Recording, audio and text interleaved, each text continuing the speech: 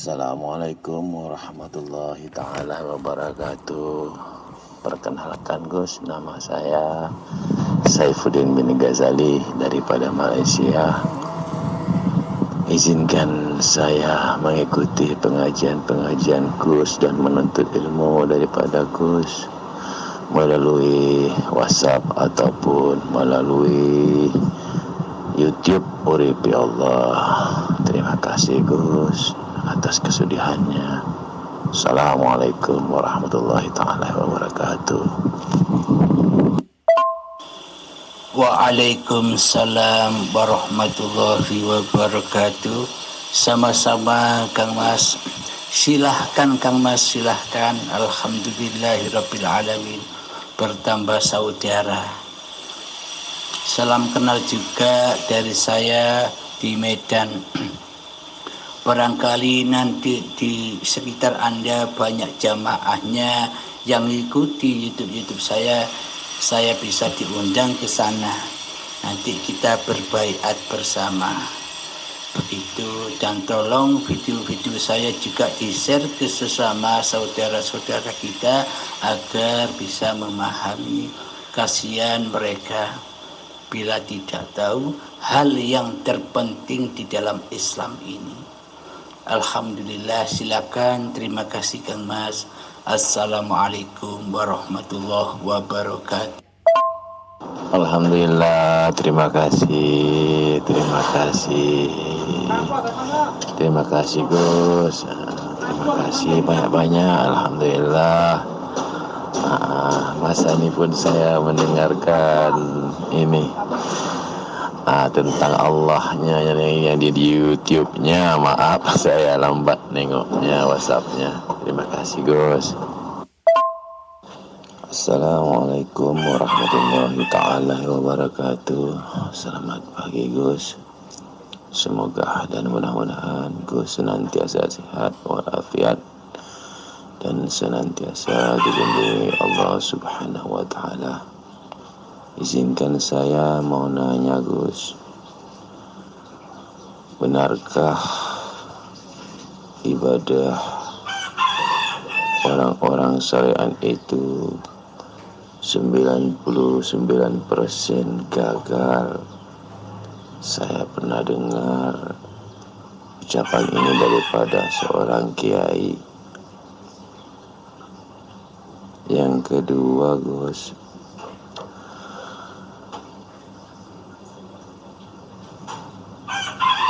apakah seorang syariat yang mengamalkan laku syariat itu dan tidak mengamalkan ilmu tarekat, apakah bisa belajar ilmu hakikat dan ilmu makrifat? Sekian, terima kasih Gus. Terima kasih atas kesudian untuk menjawabnya. Terima kasih Gus. Assalamualaikum warahmatullahi ta'ala wabarakatuh. Alhamdulillahirabbil alamin. Asyhadu an la ilaha illallah wa asyhadu anna Muhammadur Rasulullah. Allahumma salli ala Sayyidina Muhammad wa ala ali Sayyidina Muhammad. Rabbis rahli sadri wa yassir li amri wahlul 'uqdatam min lisani yafqahu qawli. Amin. Bismillahirrahmanirrahim. Pertanyaannya, apakah ibadah syariat saja akan gagal total? Dan pertanyaan yang kedua, apakah manusia yang masih duduk di syariat tanpa belajar thariqah hakikat, ia bisa belajar ilmu ma'rifat? tiada yang tidak mungkin bagi Allah Subhanahu wa ta'ala bila Allah berkehendak atas jiwa-jiwa hambanya. Jika Allah berkehendak kepada hambanya, siapapun akan mendapatkan berkah itu. Yang terpenting, simak saja semua ulasan dan paparan ini dengan jiwa yang bersih. Insya Allah, Allah akan menghendaki kita paham. Meskipun kita tidak belajar apa-apa. Bukan itu semua yang harus disyaratkan belajar kembali kepada Allah. Hanya kemauan yang kuatlah yang bisa mengembalikan kekuasaan diri manusia kita kepada Allah. Bismillahirrahmanirrahim. Mari kita ulas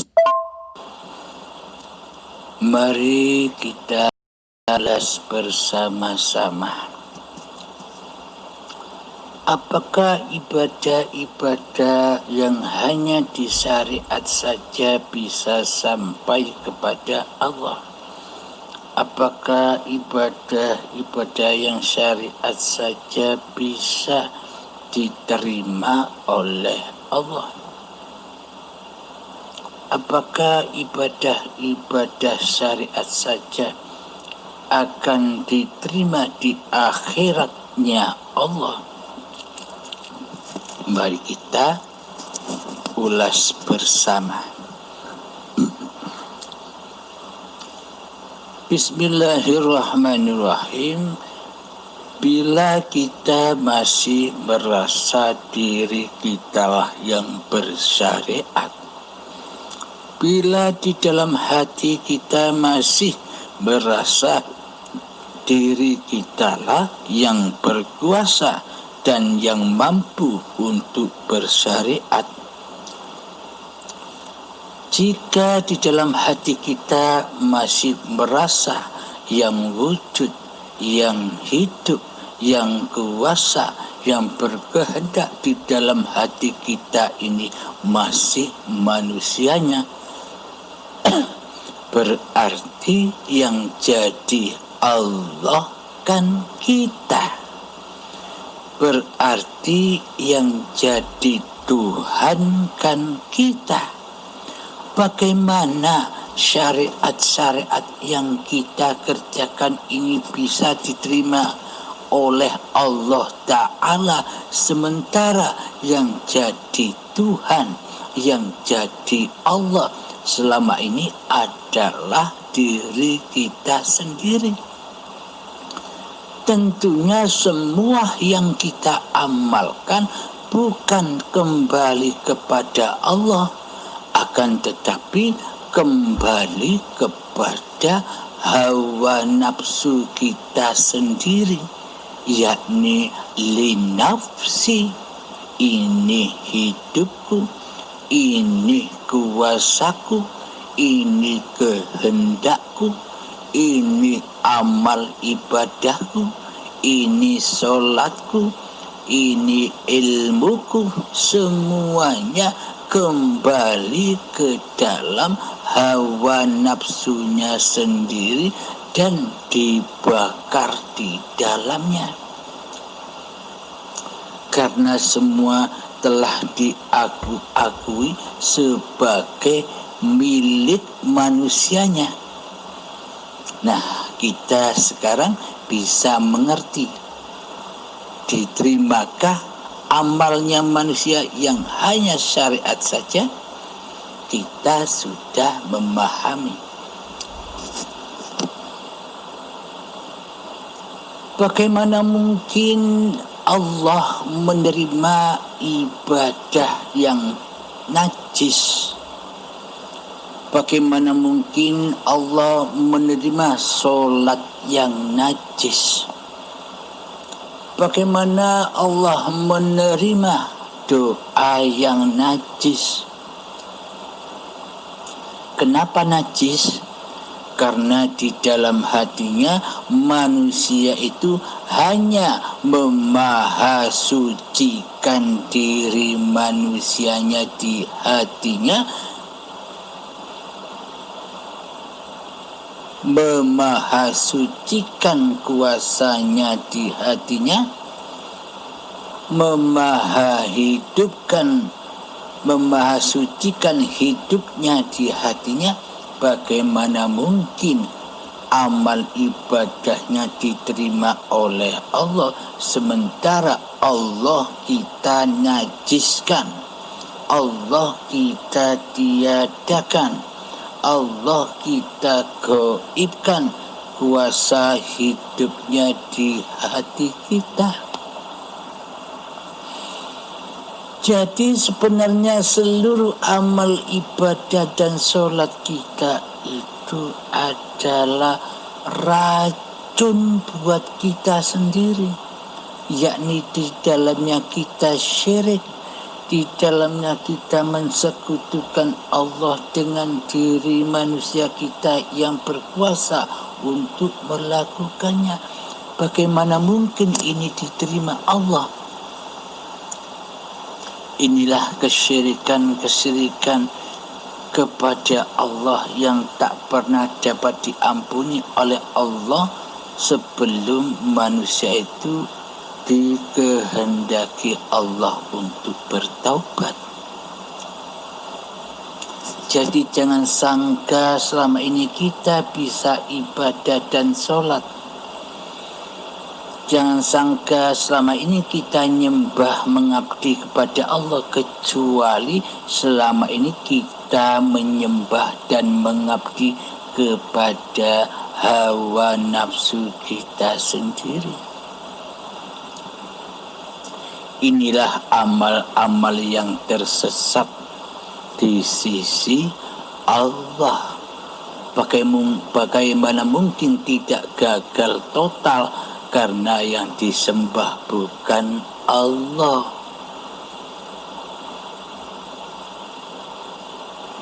Bagaimana mungkin ibadah dan sholat itu sampai kepada Allah sementara di dalam hati kita tidak mengabdi menyembah kepada Allah. Nah, alhamdulillah mungkin kita bisa menyadari itu semua.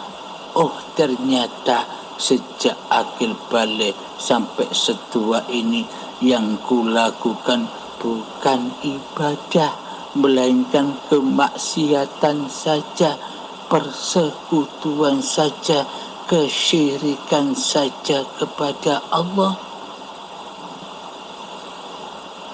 Semoga Allah melimpahkan kepada kita kesadaran yang demikian itu, agar hati kita tidak tersesat lagi kepada Allah. Inna salati wa nusuki wa mahyaya wa mamati lillahi rabbil alamin. Sesungguhnya salat dan ibadahku, sesungguhnya hidup dan matiku lillahi rabbil alamin, hanya milik Allah lah, Tuhan sekalian alam. Jadi selama ini kita merasa kitalah yang berbuat, inilah tanda selama ini kitalah yang menjadi Tuhan, yang menjadi Allah. Inilah kesesatan manusia kepada Tuhannya selama ini. Jadi seluruh ibadah dan sholat itu bukan ibadah, tapi racun yang membakar manusianya di dalam hati manusianya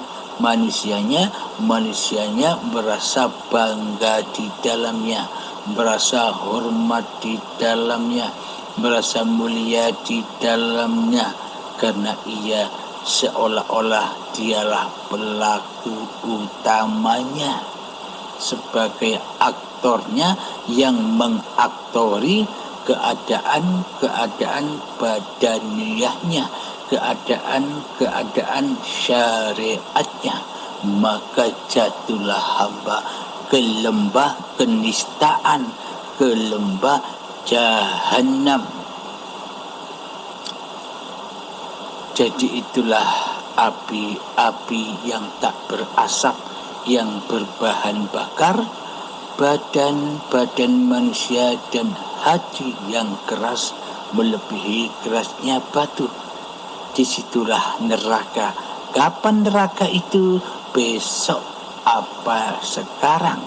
Besok setelah badan-badan dikembalikan menjadi tanah, sehingga badan dan hati sudah tiada lagi bahan bakarnya. Apa sekarang ketika bahan bakarnya ini sedang banyak-banyaknya? Sekaranglah bahan bakar itu melimpah ruah.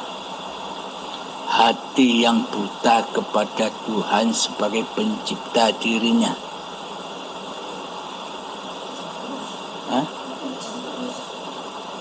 Alhamdulillahirabbil alamin. Semoga kita bisa memahami itu semua. Mari kita lanjutkan kembali pertanyaan yang kedua.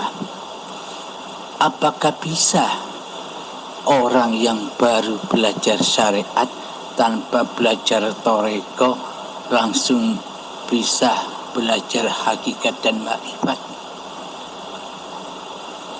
Allah Maha menghendaki hambanya.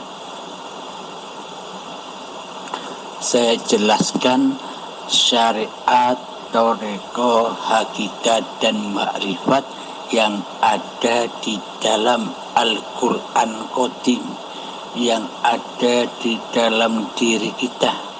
Jangan menyaksikan syariat, thariqah, hakikat dan makrifat yang ada di luar diri. Bila kita belajar syariat, thariqah, hakikat yang ada di luar diri kita, maka butuh puluhan tahun kita belajarnya. Banyak bahasan-bahasannya, banyak perdebatan-perdebatannya.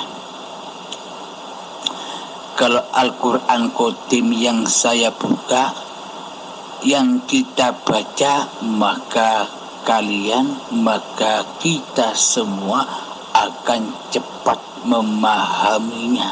Setengah jam saja atau seperempat jam saja Anda sudah paham apa itu syariat, apa itu thariqah, apa itu hakikat, dan apa itu makrifat. Asalkan Anda membaca, menyimak dengan hati yang bersih.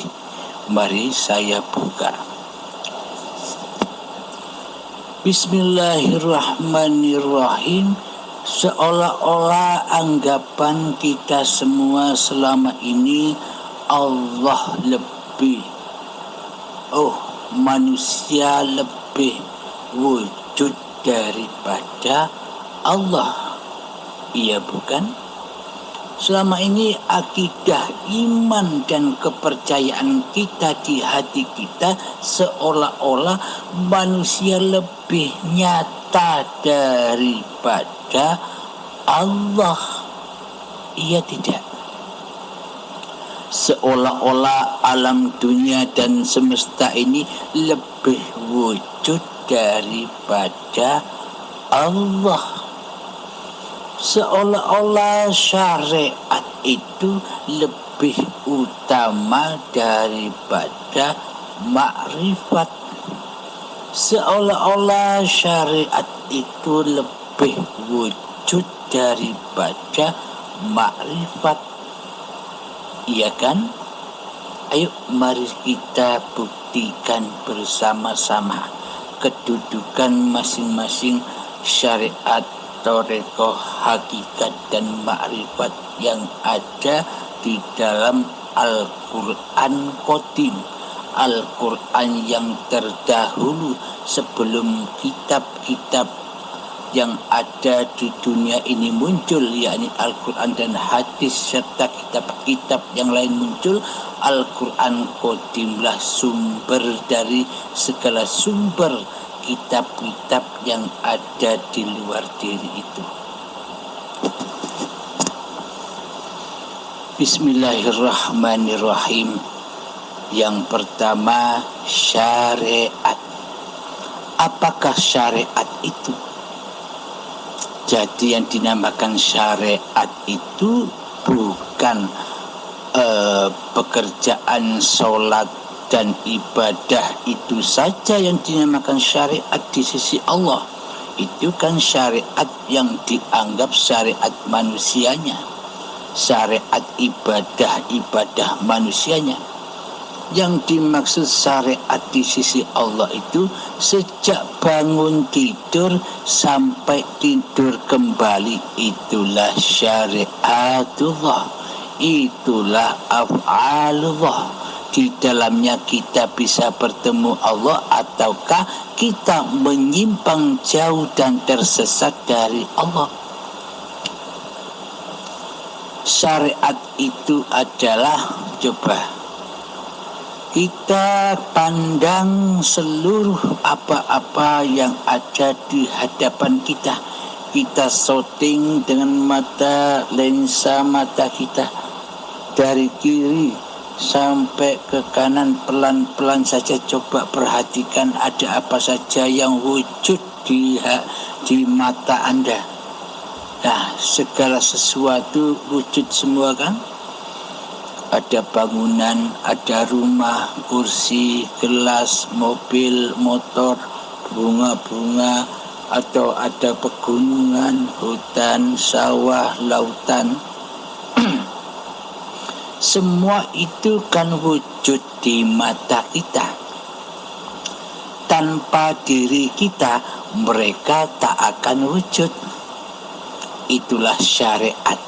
Yang kita pandang itu syariat. Mereka kelihatannya saja wujud, tapi sejatinya tidak wujud.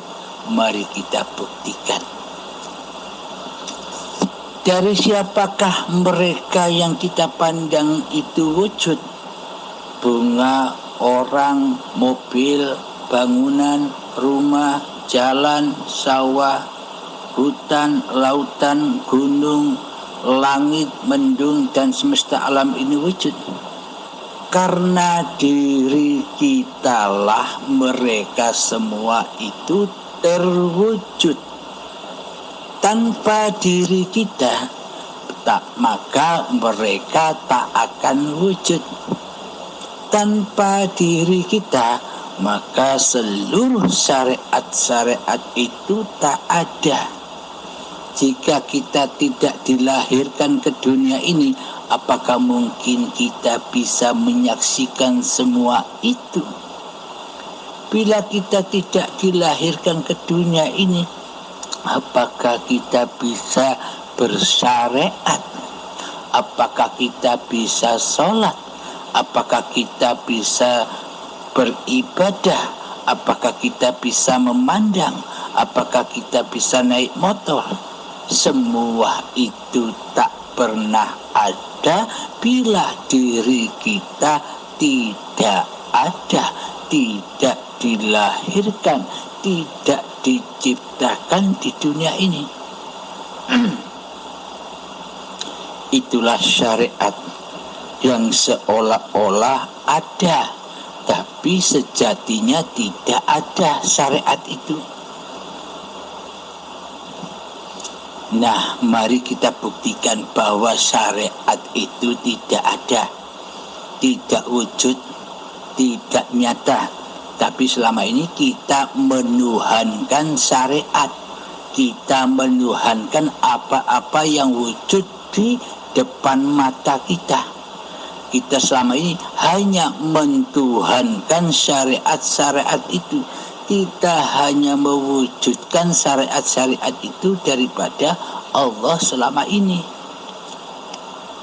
marilah kita buktikan bahwa syariat itu tidak ada, tidak wujud.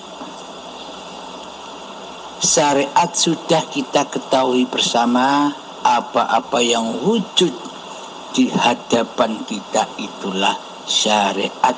Badan ini syariat, bisa kita pandang semua syariat. Mari kita buktikan bahwa syariat itu tidak wujud tanpa dengan torekoh.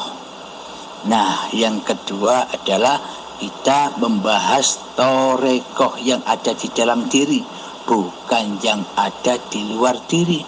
Bila kita belajar syariat di luar diri, butuh puluhan tahun, bahkan sampai mati pun kita masih belum tuntas belajar syariat. Syariatnya manusia.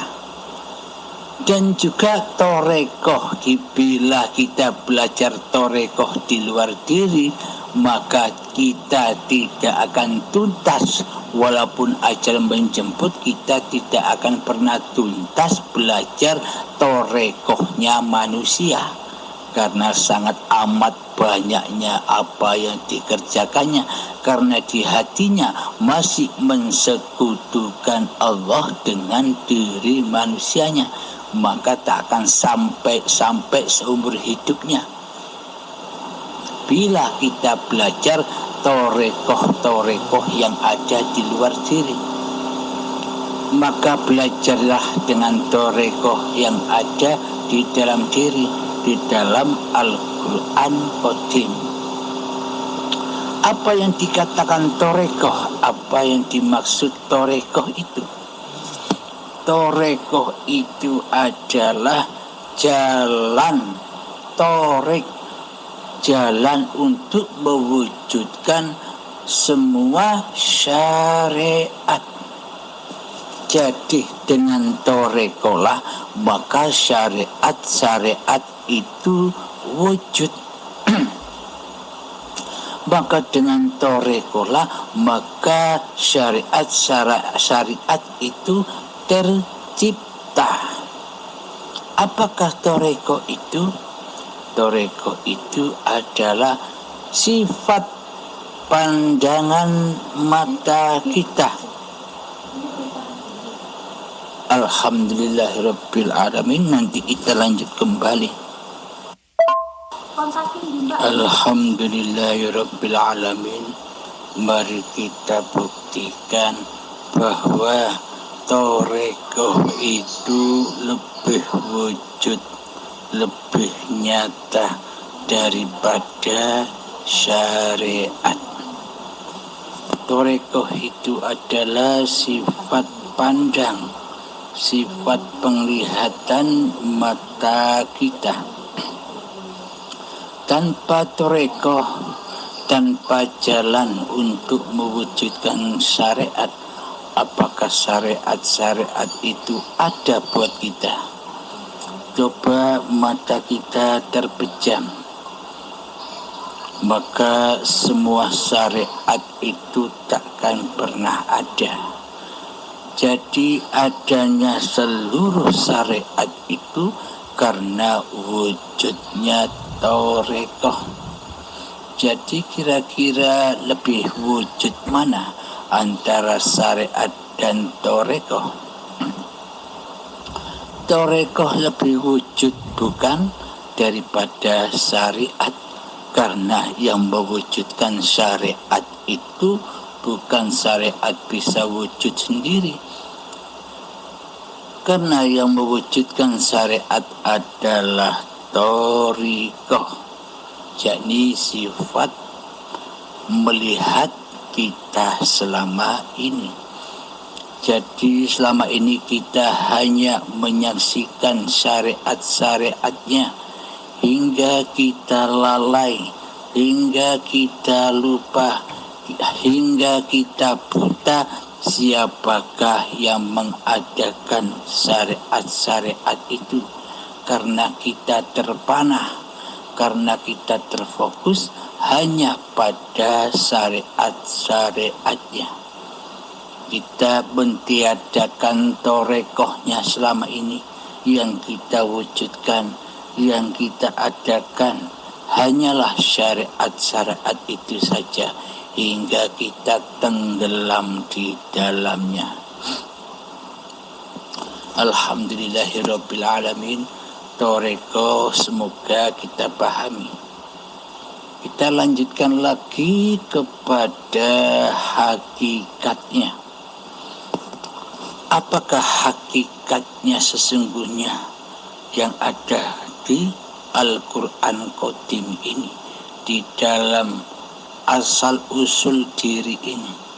Hakikatnya adalah badan-badan manusia dan seluruh indera yang ada di badan manusia, yakni mata, telinga, penciuman dan sebagainya. Tanpa adanya hakikat, apakah thariqah bisa terwujud? Tanpa adanya hakikat, apakah syariat-syariat yang kita pandang itu akan terwujud? Tanpa hakikat, maka syariat tak wujud. Tanpa hakikat, maka thariqah pun takkan pernah terwujud. Jadi hakikatnya adalah mata ini, badan ini. Tanpa adanya badan, tanpa adanya mata, hakikat ini, maka sifat penglihatan thariqah takkan pernah ada. Maka syariat pun juga tak akan pernah ada, tak akan pernah terwujud. Jadi wujudnya thariqah dan syariat karena diwujudkan oleh hakikat. Jadi adanya syariat, jadi adanya thariqah karena adanya hakikat. Tanpa adanya badan ini, kita tidak tahu apa-apa.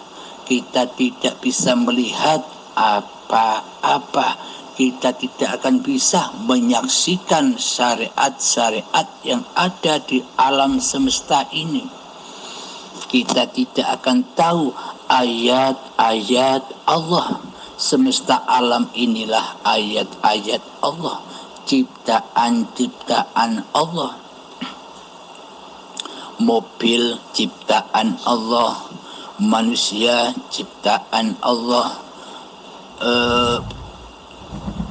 tumbuhan, pepohonan ciptaan Allah, langit, bumi ciptaan Allah, lautan ciptaan Allah, dan segala apa yang kita pandang semuanya hanyalah ciptaan hakikat. Tanpa adanya badan dan mata ini, semuanya takkan pernah ada. Adam tak ada sesebutan apapun tanpa adanya badan-badan ini. Jadi sebenarnya yang mewujudkan alam semesta dan apa yang kita pandang seluruhnya karena wujudnya badan kita ini, karena wujudnya mata kita ini, sehingga terwujudlah thariqah, sifat penglihatan, dan nyatalah syariat-syariatullah, apa-apa yang diciptakan oleh Allah. Bisa dipahami hakikatnya. Kalau kita belajar syariat yang di luar diri butuh puluhan tahun. Kita belajar thariqah di luar diri butuh puluhan tahun. Kita belajar hakikat di luar diri butuh puluhan tahun. Bahkan hingga manusia mati pun jarang yang bisa memahami, apalagi mengaplikasikan ilmu-ilmu itu. Karena manusia selama ini tidak tahu diri. karena manusia mentuhankan dirinya sendiri daripada mentuhankan penciptanya. Alhamdulillahirabbil alamin. Kita berlanjut kepada makrifat. Apakah sesungguhnya makrifat yang ada di kitab Al-Qadim ini, kitab yang terdahulu ini, kitab asal usul kejadian manusia ini? Makrifat itu adalah Allahu la ilaha illa huwal hayyul qayyum. Allah, tiada yang berhak disembah kecuali dialah hidup yang kekal, lagi terus menerus menghidupi seluruh ciptaannya, seluruh alam ini. Nah, yang dimaksud makrifat adalah hayatullah, la mawjudan illallah, tiada yang wujud kecuali Allah. Mari kita buktikan. Selama ini yang merasa wujud di alam semesta ini kan diri manusia kita. Karena selama ini kitalah yang menjadi Tuhan. Karena selama ini kitalah yang merasa hidup. Kitalah yang merasa hayat di dunia ini. Karena kita tidak tahu asal usul kita, karena kita tidak pernah membaca Iqra kitabak, tidak pernah membaca kitab sucinya sendiri-sendiri di hatinya. Kita hanya membaca kitab-kitab syariat yang diwujudkan oleh makrifat. Kita hanya fokus pandangan kepada makhluk daripada memandang Khalik, pencipta. Kita hanya menyaksikan ciptaannya. Kita luput memandang siapa pencipta ciptaan itu. Alhamdulillahirabbil alamin. Makrifat itu adalah hayatullah.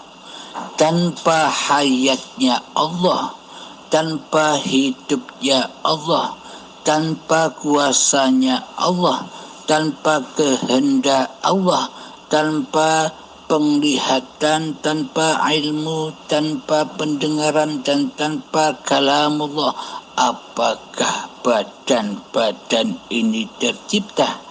Apakah hakikat-hakikat ini ada? Jadi lebih wujud mana antara makrifat dengan hakikat? Tanpa makrifat, tanpa hidup, maka hakikat, maka badan-badan ini tak akan tercipta.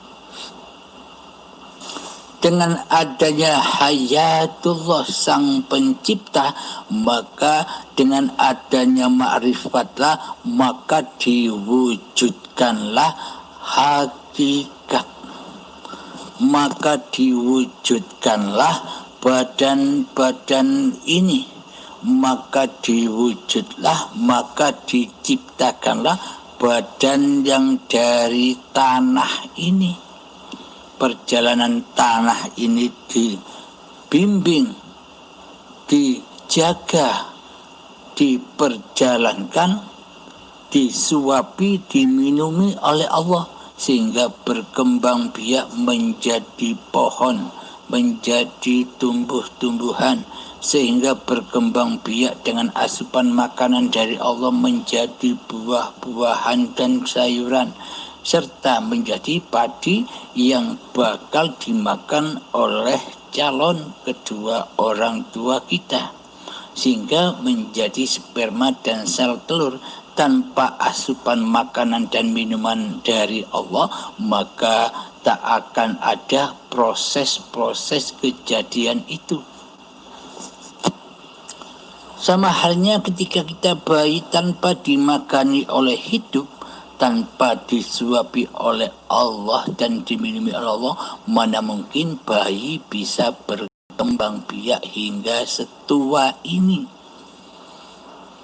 Jadi bukan Allahnya yang makan dan minum, Allah lah yang memakankan dan yang meminumkan cikal bakal tanah ini sampai menjadi bayi hingga setua ini.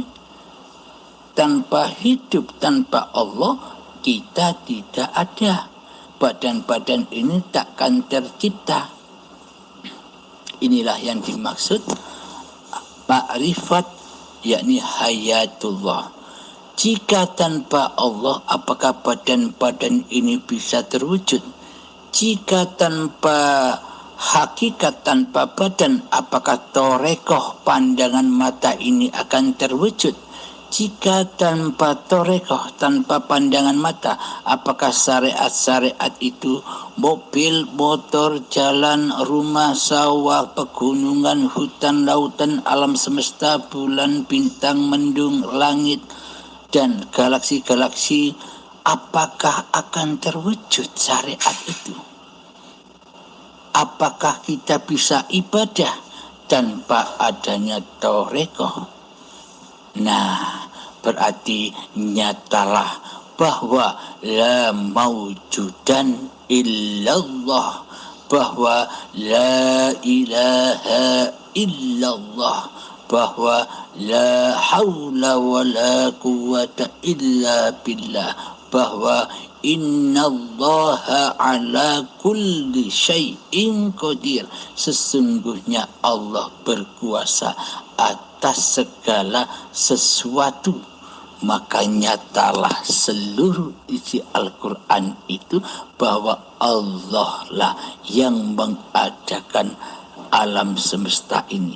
Hanya Allah lah yang wujud, bukan ciptaannya yang wujud. Bila di dalam hati kita mewujudkan ciptaannya, pasti sang pencipta, pasti Allah gaib akan kita. Bila nyata bahwa hidup ini Allah, bahwa uripe Allah yang wujud, maka seluruh ciptaannya akan gaib, akan tiada. Manusianya, syariatnya, torekohnya, hakikatnya takkan ada, bakal gaib dan tiada. Yang ada hanya ma'rifat hayatullah. Alhamdulillahirabbil alamin. Itulah cara melatih tafakur, cara melatih zuhud dimanapun Anda berada. Jadi saksikanlah hidup yang mewujudkan hakikat badan-badan ini dan yang mewujudkan torekoh penglihatan, pendengaran, telinga dan mata ini, dan yang mewujudkan seluruh apapun yang ada di dunia ini. Jadi Allah lah yang nyata ketimbang alam semesta ini. Jadi bila hati sudah menyaksikan Allah, maka hancurlah segala sesuatu selain Allah. Namun bila di hati kita mewujudkan segala sesuatu selain Allah, maka Allahnya yang tiada, Allahnya yang hancur, Allahnya yang mati, Allahnya yang gaib. Nah, jangan sampai hati kita syirik memandang selain Allah. Alhamdulillahirabbil alamin. Semoga kita semua selalu dipahamkan oleh Allah, selalu dilindungi oleh Allah dari perbuatan kejinya hati dan mungkarnya hati kepada hayatullah. Alhamdulillahirabbil alamin. Akhirul kalam. Assalamualaikum warahmatullahi wabarakatuh. Waalaikumsalam warahmatullahi ta'ala wabarakatuh. Subhanallah. Subhanallah ya Allah. Alhamdulillah. Alhamdulillah Gus. Terima kasih Gus. Alhamdulillah ya Allah. Bahwa sesungguhnya syariat itu harus disyariatullahkan. Alhamdulillah ya Allah. Semuanya adalah syariat-Mu ya Allah, dan tarekah-tarekah-Mu ya Allah, hakikat-hakikat-Mu ya Allah. Nampak jelas dan padat Gus penjelasannya, penerangannya. Terbukalah sudah hijab-hijab yang melindungi hati ini. Alhamdulillah. Kita harus memakai kebalikannya sifat-sifat Allah, mematikan diri kita, menggaibkan diri kita. Yang ada hanyalah Allahu Akbar, Allahu Rabbi, Allah pencipta alam dan segala isinya. Alhamdulillah.